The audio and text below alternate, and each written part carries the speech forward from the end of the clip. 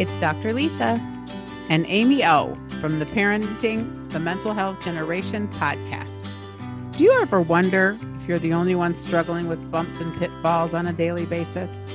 Listen to Real Talk, essays from real life, straight from the Catch Journal at catchescommunity.org.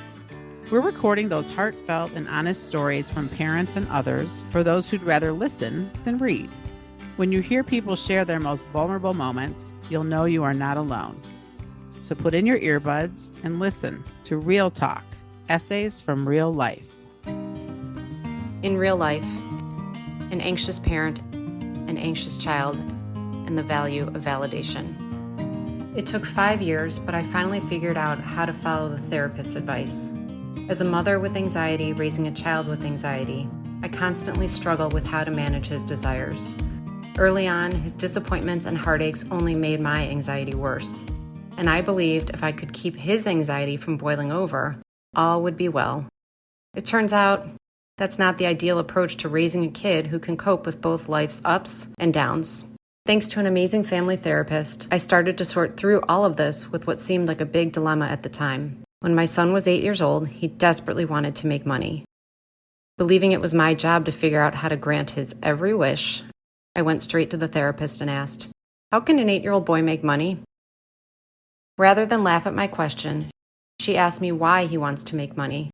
Would it really make a difference in his life? Would it really make him happier? She encouraged me to have the same conversation with him and acknowledge how hard it is to be 8 years old and not have any buying power.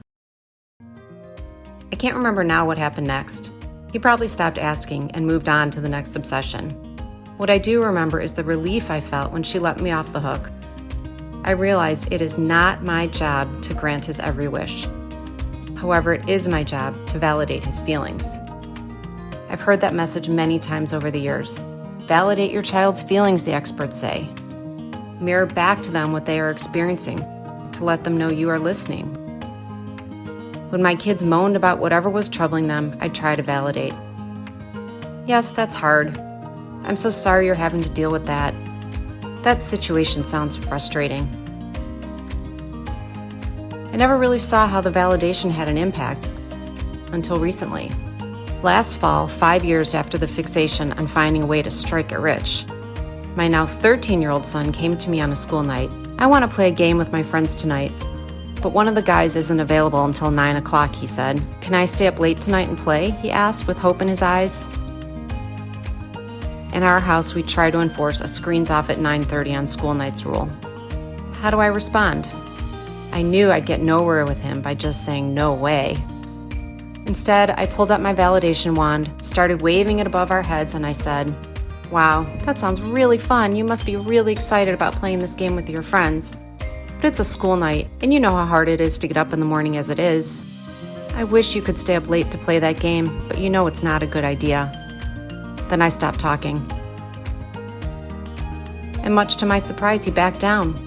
An hour later, he told me the group had set up a time to play in the middle of the day on the upcoming Saturday. I did a happy little jig, gave myself a high five, and thought, I've come a long way since the money-making days. I'm not sharing all of this to suggest I've got it all figured out. In fact, 2 days later, I fell flat on my parenting face while trying to establish a new nighttime phone routine. You win some, you lose some.